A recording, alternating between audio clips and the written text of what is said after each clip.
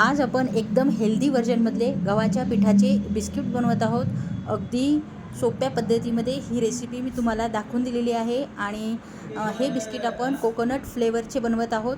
तर चला मग वेळ न घालवता आपण रेसिपीकडे वळूयात.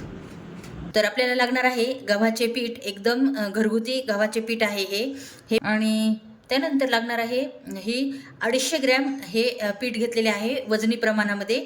मी सर्व हे मेजरमेंट वजनी प्रमाणामध्येच केलेले आहे, त्यामुळे परफेक्ट असा रिझल्ट येतो. त्यामुळे तुम्ही वजनी प्रमाणामध्येच वजनानेच सगळं इन्ग्रेडियंट्स यूज करा, म्हणजे परफेक्ट रिझल्ट येईल. तर इथे मी 250 ग्रॅम गव्हाचे पीठ घेतलेले आहे. 125 ग्रॅम आपण येथे साखर घेतलेली आहे आणि त्यामध्ये आपण घालणार आहोत वेलदोडे, म्हणजे चवीसाठी. तर साखर बारीक करताना आपण हे वेलदोडे त्यामध्ये घालणार आहोत. आणि 250 ग्रॅम आपल्याला दूध घ्यायचे आहे, म्हणजे पावशेर दूध घेतलेले आहे आपण.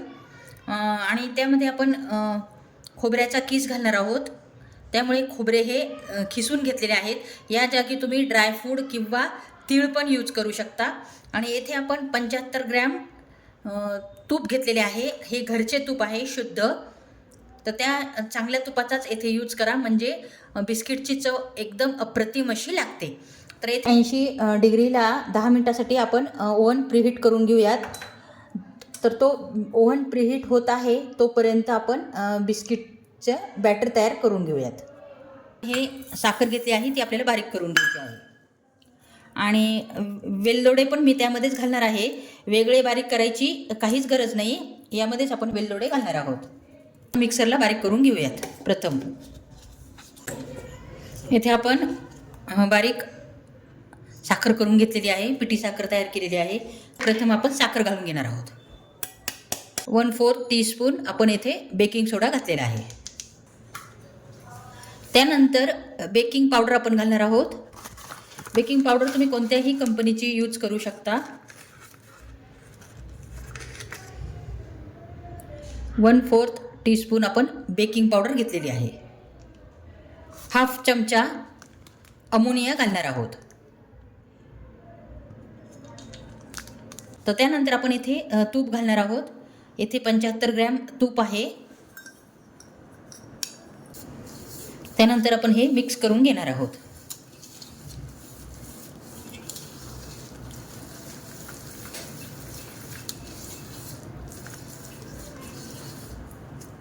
आणि यामध्येच आपण गव्हाचे पीठ चाळून घेणार आहोत. तर गव्हाचे पीठ हे चाळूनच घ्या, म्हणजे बिस्किट हे छानपैकी हलके होतात. घालणार आहे आणि वरती लावण्यासाठी पण मी खोबरे थोडे ठेवलेले आहे.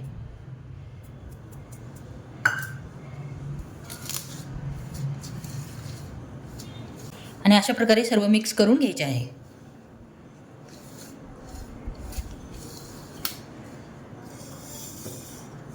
इथे आपण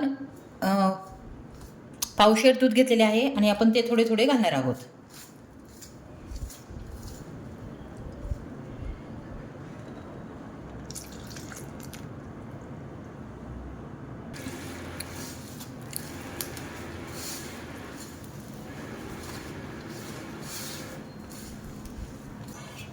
आणि याचा छानपैकी आपल्याला डो तयार करून घ्यायचा आहे. दूध घालताना एकदम दूध घालू नका, अगदी थोडे थोडे दूध घाला. तर गव्हाच्या पिठाच्या ऐवजी तुम्ही येथे मैद्याचा पण यूज करू शकता, पण आज आपण एकदम पौष्टिक असे बिस्किट बनवणार आहोत, त्यामुळे येथे आपण गव्हाच्या पिठाचा यूज केलेला आहे. पाहू शकता मस्तपैकी आपला बिस्किटचा डो रेडी झालेला आहे. तर याचे आपण छोटे छोटे गोल करून घेऊयात.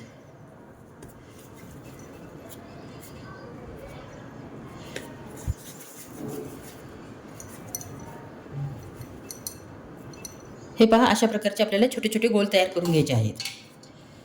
अंदाजे समप्रमाणातच आपल्याला करायचे आहेत, म्हणजे सगळे बिस्किट आपल्याला समान येतील.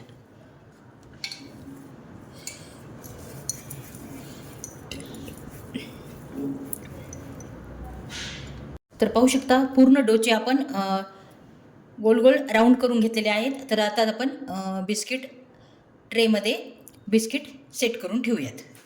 तर अशा प्रकारे आपण आपले राऊंड एक ठेवायचं आहे आणि अशा प्रकारे प्रेस करून घ्यायचे आहे.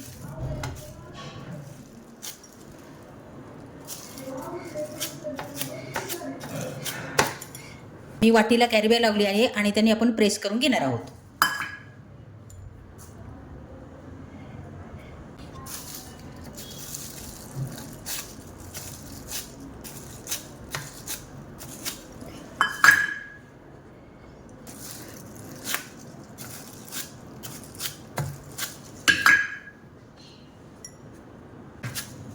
तर पाहू शकता एका ट्रेमध्ये आपण 6 बिस्किटं ठेवलेली आहेत आणि त्यावरती आपल्याला असा खोबऱ्याचा खिस घालायचा आहे.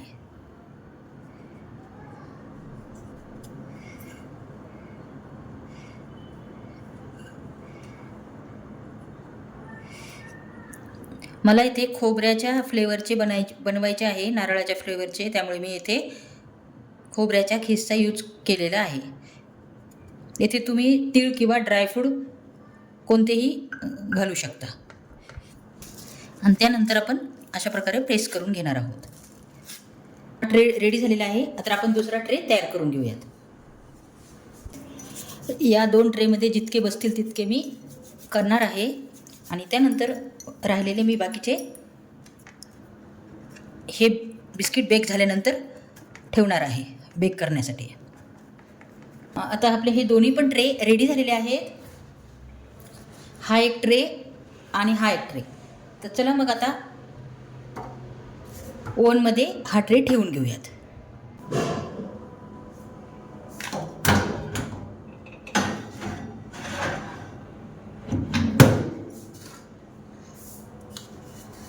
त्यानंतर हा दुसरा ट्रे ठेवून घेऊयात.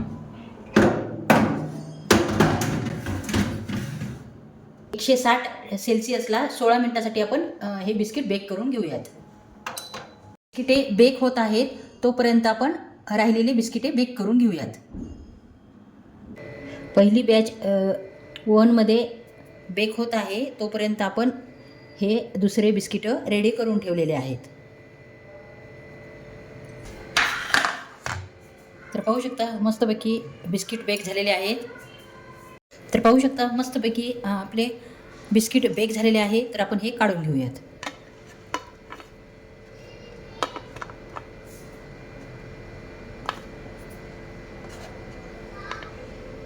तर पाहू शकता किती मस्तपैकी आपले बिस्किट बेक झालेले आहेत.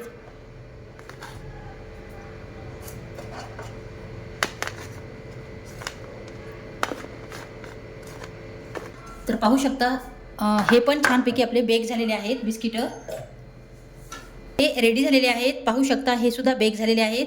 तर आता आपण राहिलेले हे बिस्किट बेक करून घेऊयात. तर पाहू शकता किती अप्रतिम असा हा कलर आला आहे बिस्किटांना. खूप मस्त असे बेक झालेले आहेत पाहू शकता. तर दुसरी बॅच पण मी बेक करण्यासाठी ठेवलेली आहे. थंड झाल्यानंतर मी हे काढणार आहे.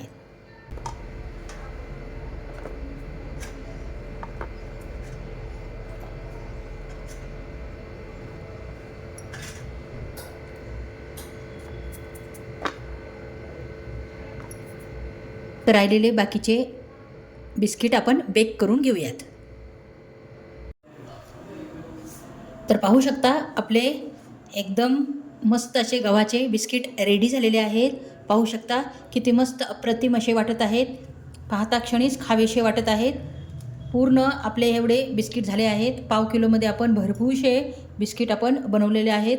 पाहू शकता किती मस्त असं स्ट्रक्चर आलेलं आहे बिस्किटांना. अगदी हेल्दी असे हे बिस्किट रेडी झाले आहे. तर लहान मुलांना तुम्ही नक्की खाऊ घालू शकता. काही प्रॉब्लेम नाही. खूप मस्त असे हे हेल्दी असे बिस्किट आहे ना. यामध्ये आपण मैद्याचा यूज केलेला आहे.